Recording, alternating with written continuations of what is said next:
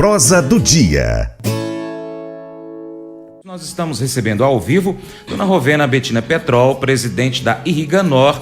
A gente vai falar hoje aqui um pouquinho a respeito do zoneamento ambiental e produtivo. A Irriganor está envolvida nessa questão do zoneamento ambiental e produtivo há vários anos. O Paracatu Rural, por exemplo, acompanhou lá em Ribeirão das Almas, o ZAP do Ribeirão das Almas. Depois veio o ZAP do Santa Isabel aqui em Paracatu, também em Paracatu, o ZAP do Entre Ribeiros e agora o ZAP do Córrego Rico aqui em Paracatu. Não é isso, Dona Rovena? Bom dia, bem-vinda mais uma vez ao Paracatu Rural.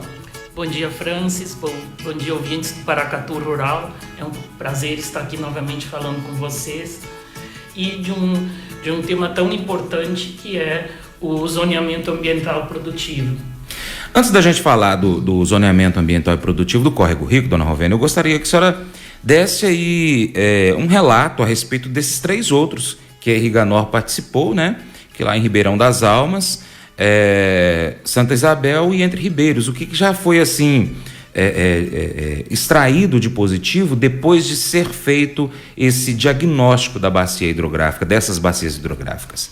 O objetivo do estudo é elencar os problemas que a bacia tem, elencar também o que precisa ser feito em termos de ações e monetizar isso, o quanto vai custar essa recuperação da bacia. Uhum. E aí a gente consegue, com esses, digamos assim, com esse orçamento, correr atrás de parceiros que tenham interesse ou que tenham dinheiro disponível para ações de recuperação da bacia, como ocorreu no caso do Santa Isabel, que logo após a gente fazer a entrega aqui para a cidade, a Codevas já disponibilizou R$800 mil para fazer 1.000 barraginhas que tem o objetivo de fazer com que a água da chuva ela fique retida nessas barraginhas e infiltre para o lençol freático. Uhum. E posteriormente essa água vai ser a mina de água durante o período da seca.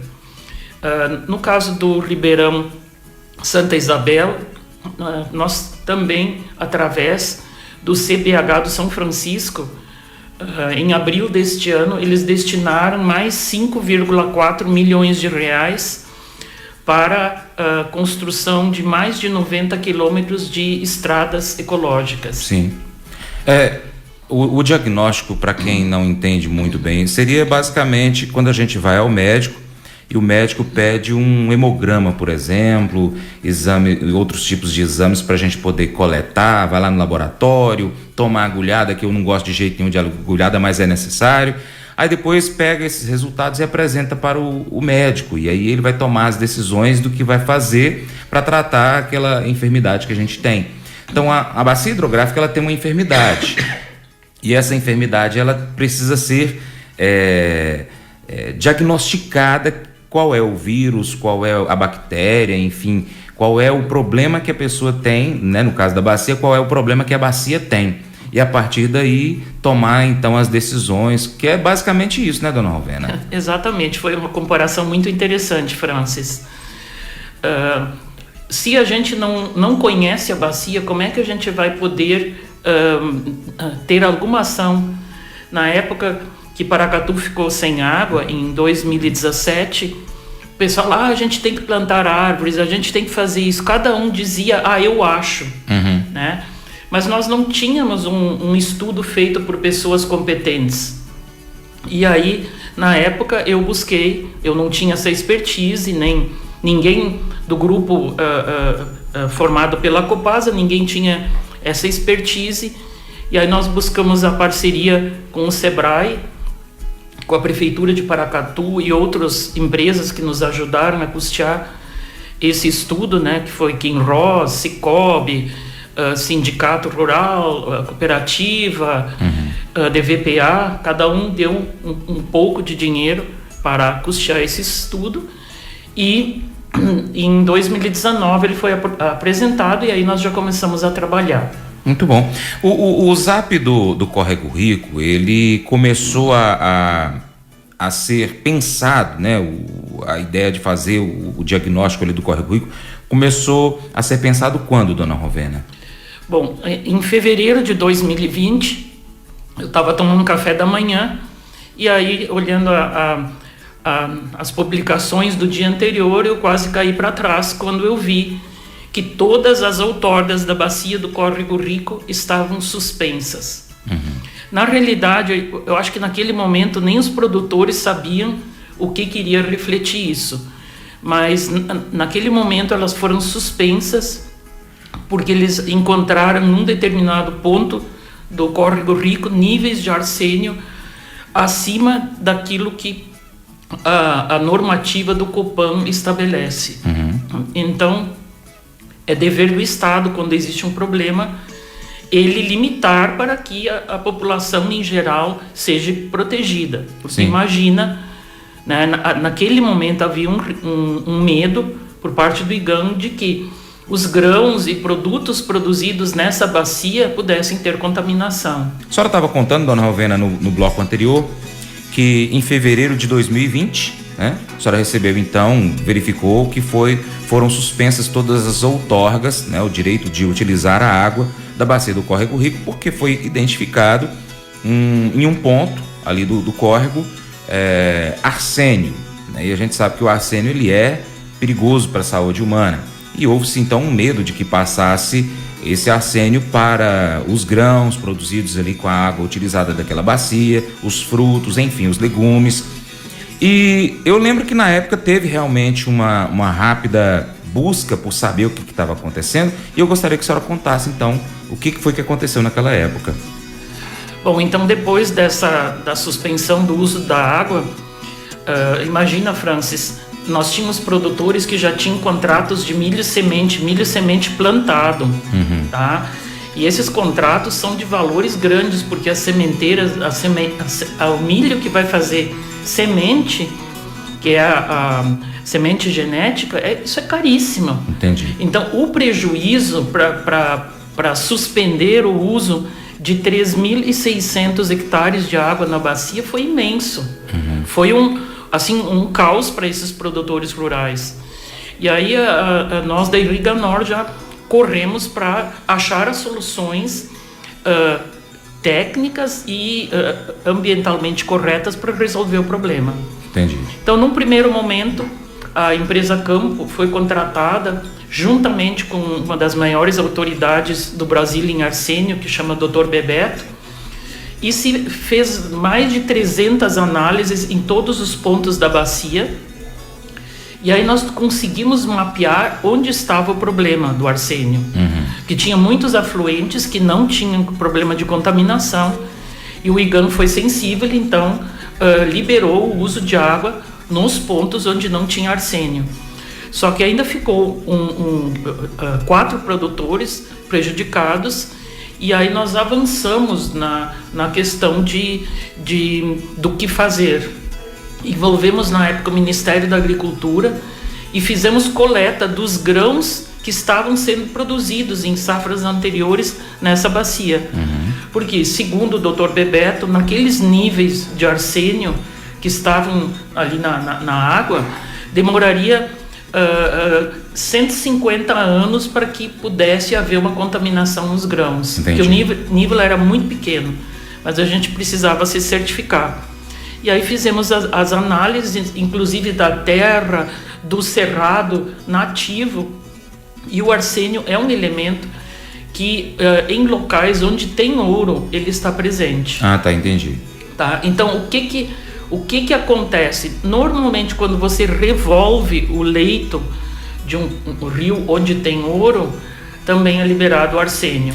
Mas no caso, por exemplo, a senhora me falou que foi em fevereiro que foi suspenso, então depois de um período de chuva. Isso. Né? Então, a própria ação da água, da enxurrada, do próprio rio ali pode revolver o fundo ali do rio e esse arsênio aflorar? Essa é uma possibilidade, Entendi. né? Agora, sabe-se que o Córrego Rico, na realidade, ele nasce dentro do terreno da Kinross. Certo. Então, assim, muitas pessoas disseram, a contaminação é por conta da Kinross. Não é, tá? Eu afirmo porque hoje, com a mineração, a nascente do Córrego Rico, ela foi, como se diz assim, morta, entre aspas. E aí, para que pudesse ser explorado o ouro, a Kinross, ela fez uma transposição do São Francisco para cumprir a vazão residual do Córrego Rico. Então, na realidade, o Córrego Rico hoje nasce com a água do São Pedro. Sim. Né? Então, ela não tem contaminação nenhuma. Só que ela passa pela cidade, e todos nós sabemos que a cidade ela é bastante agressiva com o rio. Nós ainda temos alguns garimpeiros ilegais, e assim, o objetivo de nós fazermos esse zoneamento ambiental produtivo é justamente entender melhor o problema, onde ele está, e apontar as possíveis soluções para o problema. Porque Entendi. a gente quer que todos os produtos produzidos nessa bacia tenham a garantia de serem próprios para consumo humano. Entendi. Nós estamos chegando aqui na reta final da nossa prosa, dona Rovena. A previsão de a equipe técnica começar então os trabalhos ali na bacia já tem uma data definida? Não, eles já estão trabalhando, né? Porque existe uma parte de mapeamento que é feita via satélite, né? E a parte dos estudos e no dia 31 a equipe técnica vem para Paracatu e nós teremos uma reunião com os produtores rurais. Ótimo. Né? Já fica aqui um convite para quem for usuário de água da bacia do Córrego Rico que esteja presente, porque quanto mais pessoas envolvidas, mais rico vai ser o trabalho. Sim. E essas equipes técnicas vão ficar depois do dia 1º ao dia 4 em campo, pegando as informações, indo nas propriedades. Por isso também é necessário que os produtores estejam lá para autorizar essa equipe, né, de fazer os trabalhos propostos. Então fica aqui um convite para todos os interessados na bacia do Córrego Rico, né? Inclusive já fiz convite oficial para a empresa Kinross, né? A equipe da área ambiental já confirmou presença. Então, dia 31 de agosto, às 18 horas, na sede do Sebrae. Muito bem. E a gente... essa reunião também é aberta aos outros interessados aqui do município? Com certeza. Quem quiser estar presente, quiser acompanhar, né, sinta-se convidado nesse momento, porque é um tema de relevância muito grande. Sim. Paracatu é a cidade do ouro. Nós temos um rio que corta a cidade e a gente precisa cuidar desse rio. E eu já falei aqui algumas vezes que o ZAP ele deveria ser feito em todas as bacias hidrográficas para a gente poder entender o que a gente tem e o que a gente precisa fazer para manter a produção de água para a gente poder produzir alimentos, né, dona Rovena?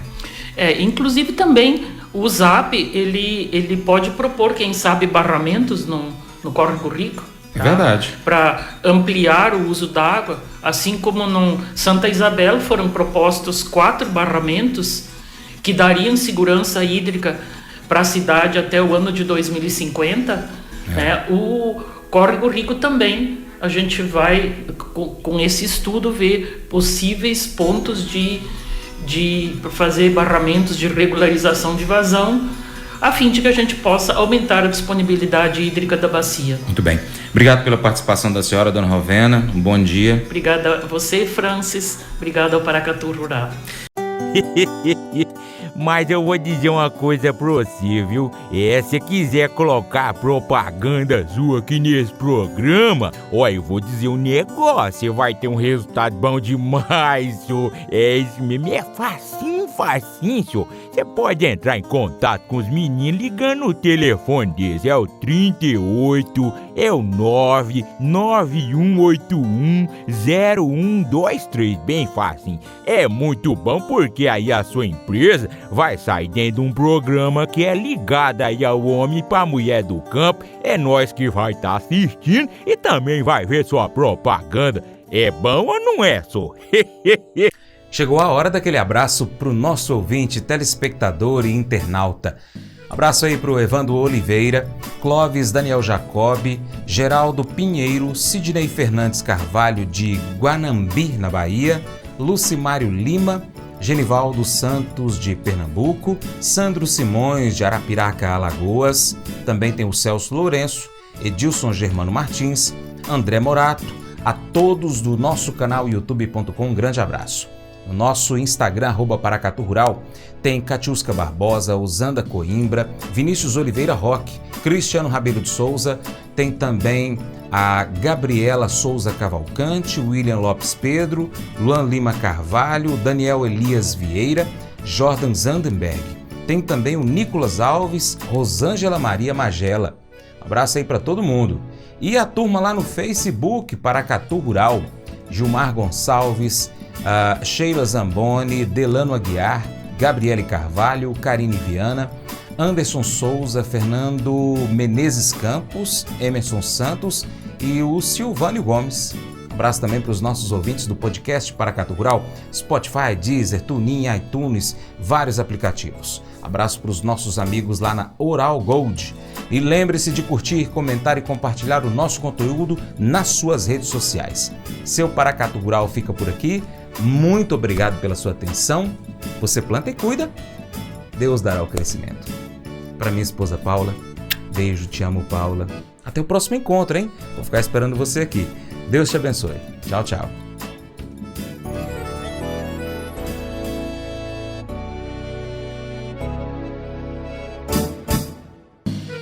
Acordo de manhã para prosear no mundo do campo, as notícias escutar. Vem com a gente em toda a região com o seu programa Paracatu Rural. Tem notícias, informação e o mais importante, sua participação. Programa Paracatu Rural. Programa Paracatu Rural.